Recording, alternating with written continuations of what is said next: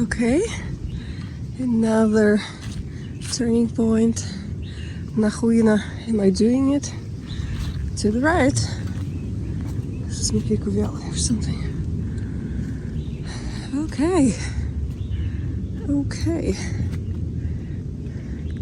0.8 miles now. Oh, ah, that's the spirit. Okay. Now, I'm going to be walking 0.8 miles. Same amount,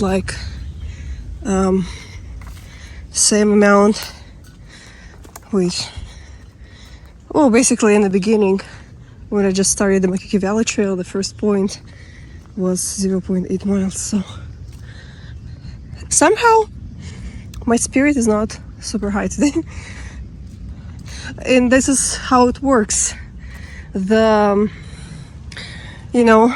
less you exercise, the less enthusiasm you'll have for it.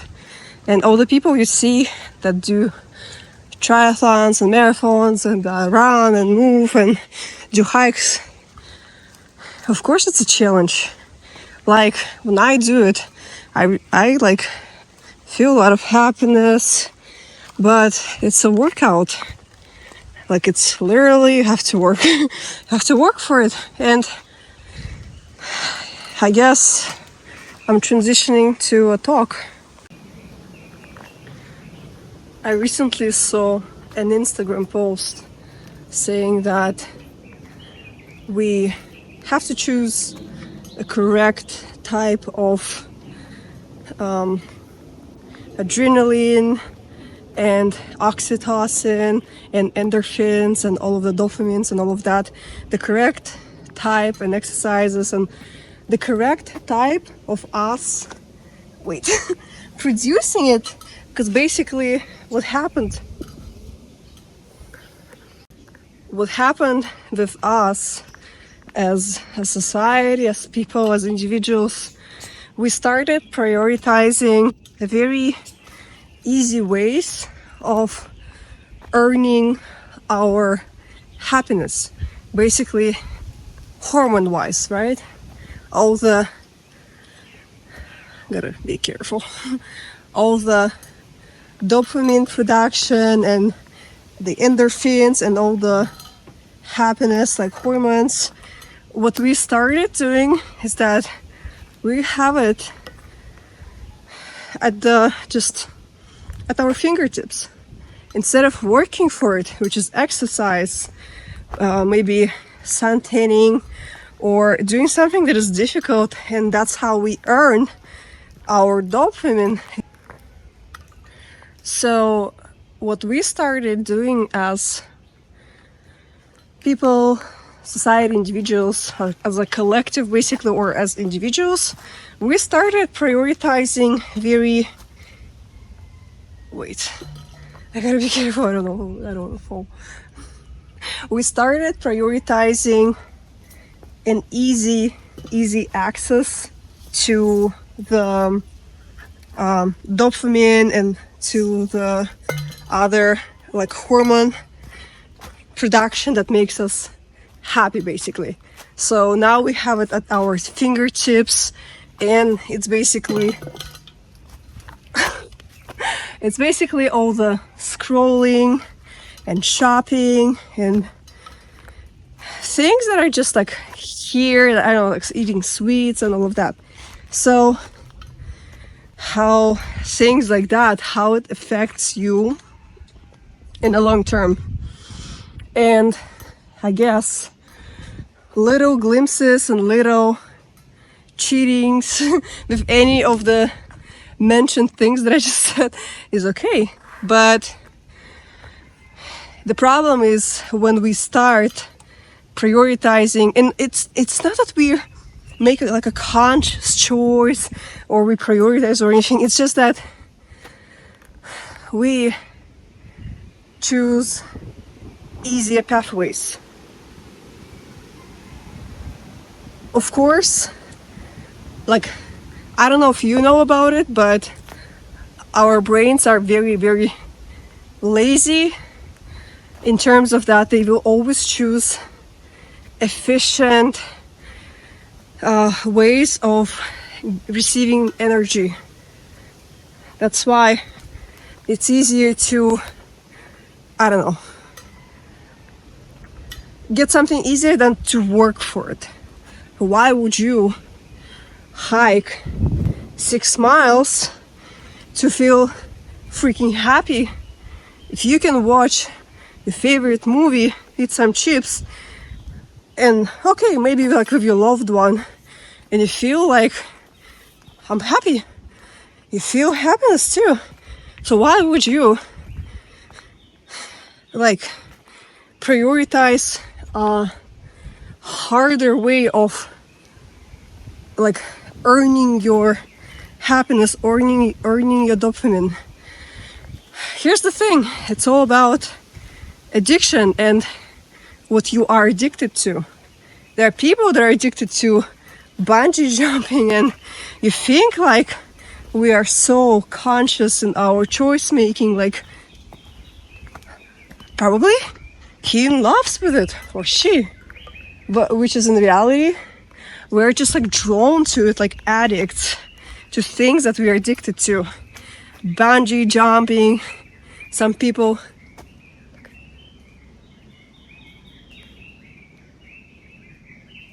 pretty birds. Basically, we are drawn to it like addicts. And like, for example, I am prone to gaining weight. Why? Because when I'm not receiving my dopamine and I have addiction for it, like I really, there are people that can just leave, you know, go to work, 9 to 5, slow lifestyle, not being so energized, like pumped like me, but it's also hormonal. Like I'm addicted to slightly elevated hormonal state, which is not great too, but this is the trauma. It's like a, you know, when you are grown and born in a household where you just like, this is the range of your emotional swings and you're just like here, you're gonna be developed and you're gonna be attracted to things that will make you feel the same way. In adulthood, mine was like this. So now, as you see, I am prone to being slightly addicted to this adrenaline rush and all of that, and being very happy, which means it's all hormonal. You think like it's just some, even emotions, it's all hormones. So we are all pursuing happiness, and it's our constitutional right, as I recently found out. So, but what I'm talking about right now is efficient energy types. Efficient, where the hell am I? I have to admit that I wasn't practicing for some time, and now that I'm alone here in the forest, that makes me feel a little creepy. And the wind and the sounds and me being consumed by my own speech. I'm like, what the hell is happening? So I'll continue the monologue pretty much. Continuing the monologue, pretty much all that I'm trying to talk about is choosing the efficient energy production. So we all want happiness, right? And happiness is pretty much, it's a hormonal state of, you know, all those nice hormones that I mentioned earlier, like dopamine, endorphins, serotonin, of course, our most famous one. So we have easier ways to receive it. Candy, TV, television, computers, any invasive things, products, food.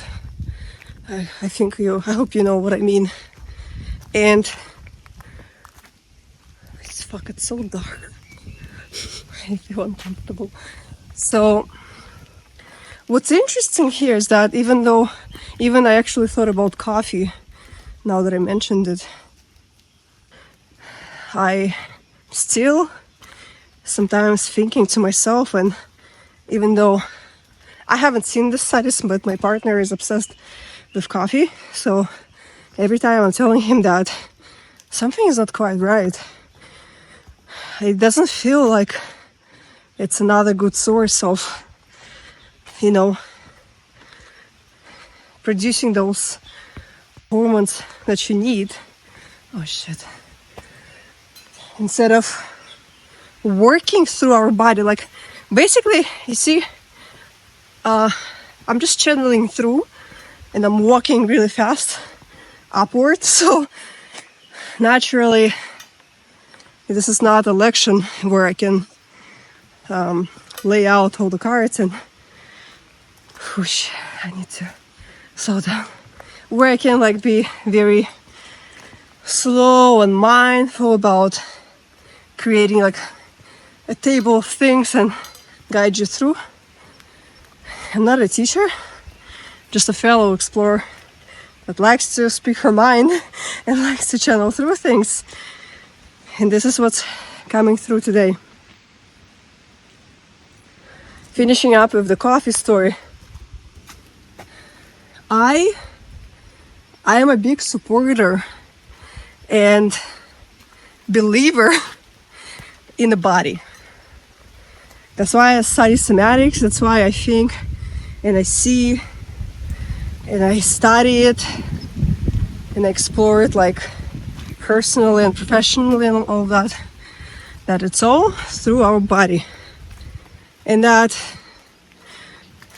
when we are fooling our body, that's where the problem starts. That's where we are not living our authentic self and stuff. Because when you are living your authentic self and you're pursuing happiness authentically, I believe that you don't need any,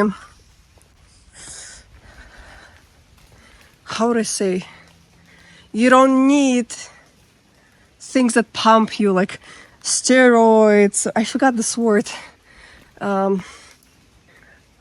What's the word? Basically, when you consume some pharmaceuticals or food and they hormonally start you up, and that affects, like basically what I'm trying to say is that when you are living and doing things that are authentically you and makes you happy, you will have energy for it. I heard that from one of the very, very smart professor and a psychologist woman I worked with. She said that sorry, I'm jumping from topic to topic, but basically trying to explain point that I will get to. She also said one thing once on a lecture about children. She said, do you know what's the perfect age to give birth to children?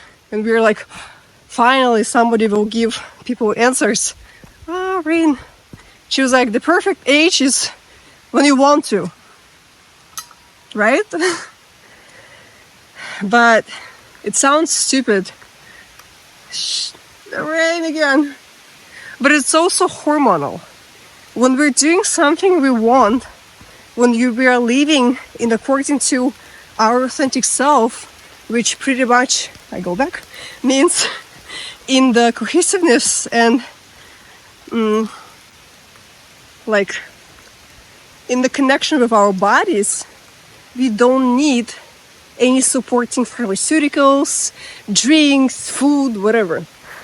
So when you are, what I'm trying to say in short, when you are happy to wake up in the morning,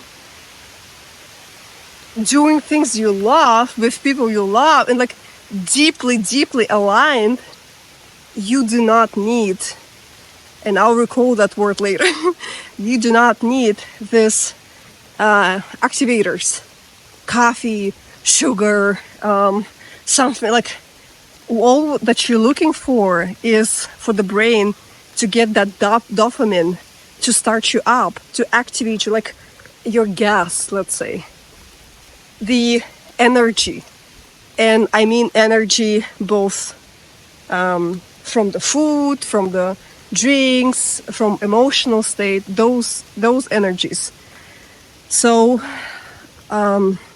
when we are aligned with our authentic self, we are not as dependent on those things. So when you hate your job, naturally, it's going to be harder for you to wake up in the morning. You will be like, oh, it's just Sunday. It's just Tuesday, it's a little Wednesday, and Wednesday is almost Thursday, and Thursday it's like Friday. Like, I heard this all the time. And then you ask people, do you like your job? And they're like, of course I like my job. And they can say it from like a mind perspective that they like the image, they like a salary, they like things like that, but it's not their purpose. It's not their purpose-driven work. And this is what they don't understand, that like this will affect you.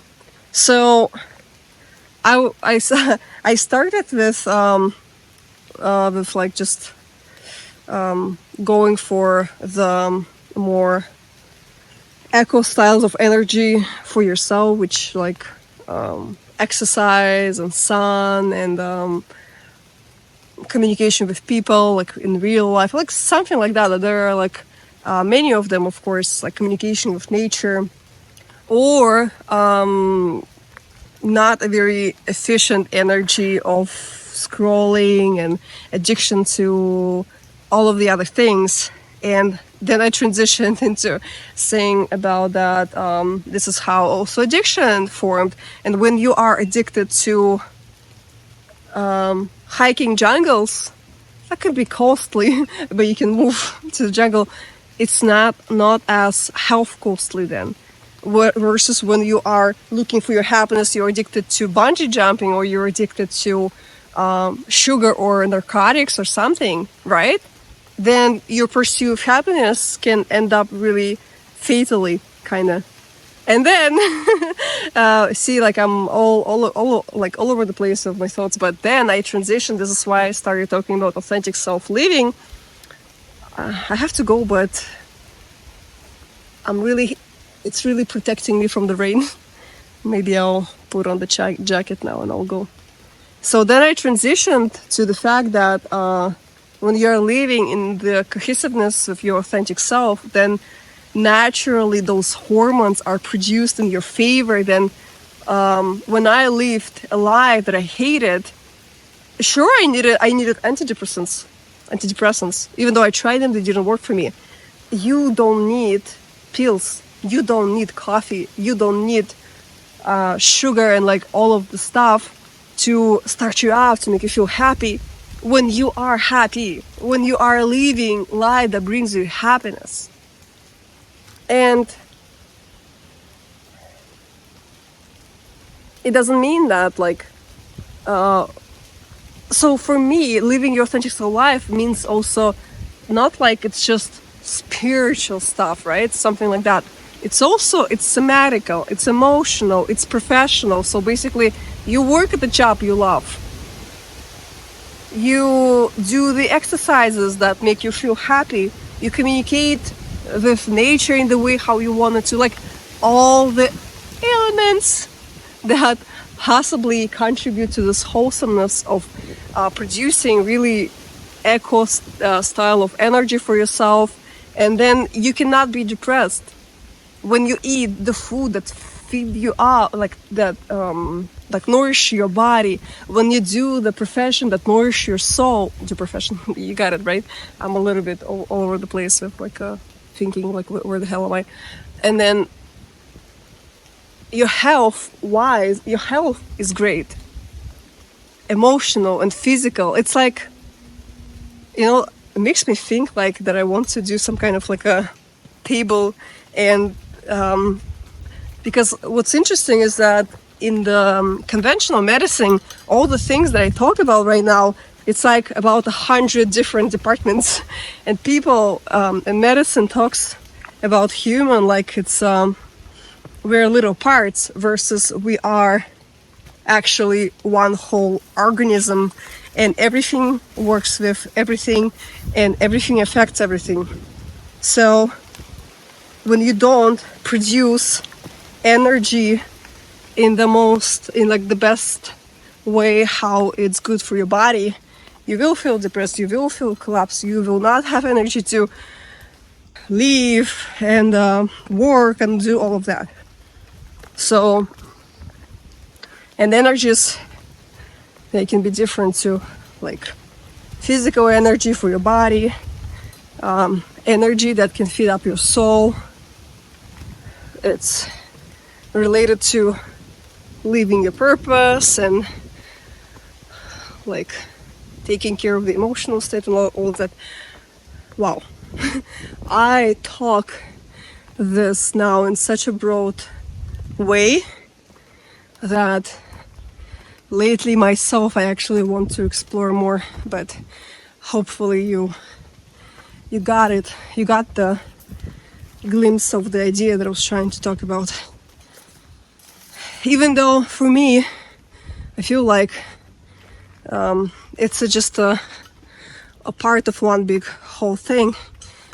And I wanted to only talk about how if you want to pursue happiness, just like all of us, you need to produce energy in a more healthy way as possible for you.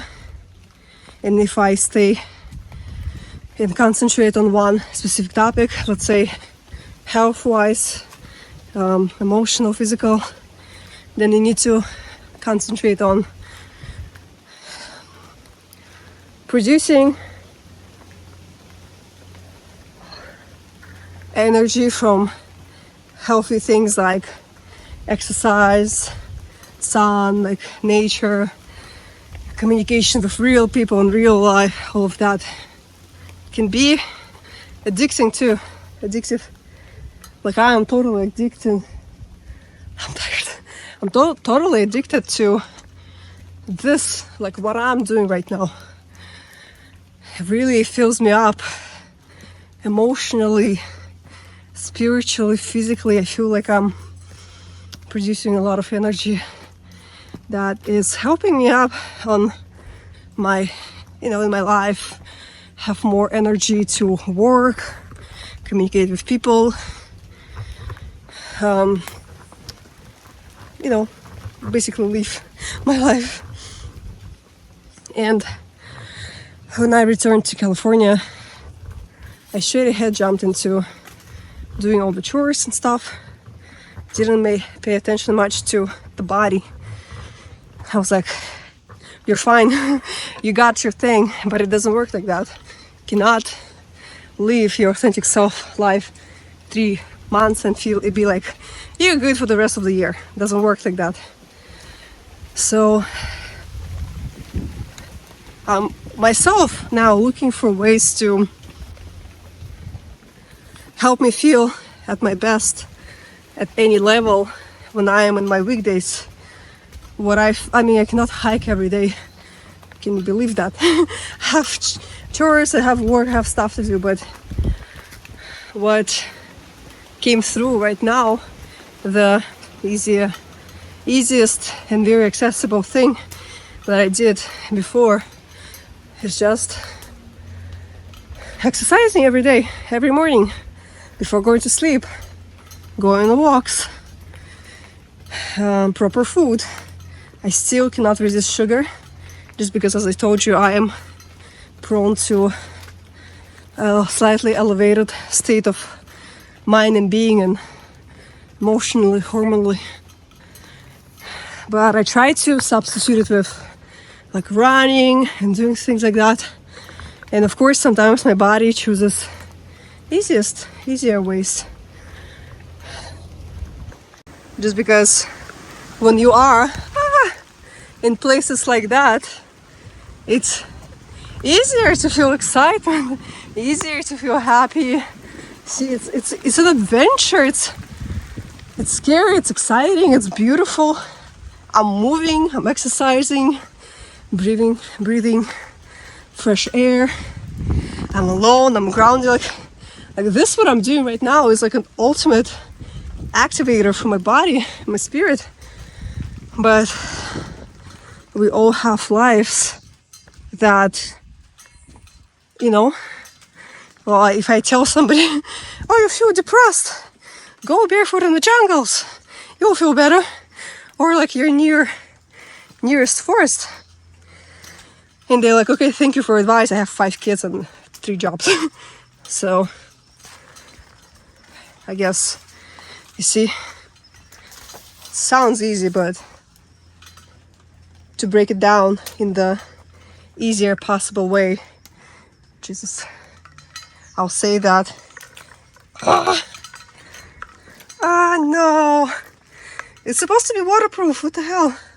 I feel wet in my right leg.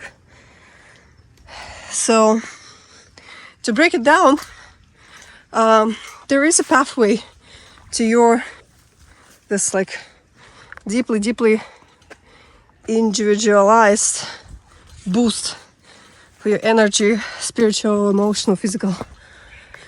That is accessible to you. You just need to find why. Like for me, find what, not why. For me, it's exercising. Oh yeah, it's kind of wet now. And this is what I started practicing. It's not filling me up, I have to say. Like when you are running in just like a gym, I still feel like I feel happier. My body can turn on, like, and feel great in just like 30-40 minutes of run on the treadmill, let's say. But it cannot be compared with something like that. Like, look at that. But I'm still looking for substitutions myself, like going to around neighborhood, finding something beautiful, like finding life, finding excitement in small things, and knowing how adults live. It's like I'm happy 2 weeks, 3-4 weeks in 1 year, depending on my vacation. Like they go to vacation twice a year, once a year, and then like that's where I'm happy, and the rest of the life I'm like the rest of the year I'm like feel like I'm gonna die. That's not what you want to do. So gotta find that pump and activation in your everyday life. And I'll continue with mine. I have to speed up a little bit.